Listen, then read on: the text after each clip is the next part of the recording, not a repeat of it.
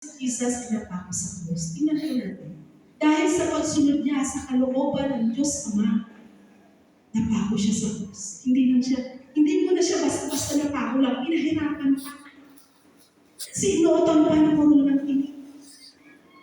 Tinusok pa ang tagiliran.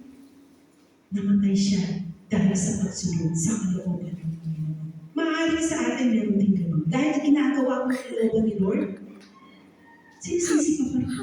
Ikaw pa rin yung kasalanan. Sumusunod ka, ginagawa mo yung pinapagawa sa iyo, Lord. Pero sa kabila mo,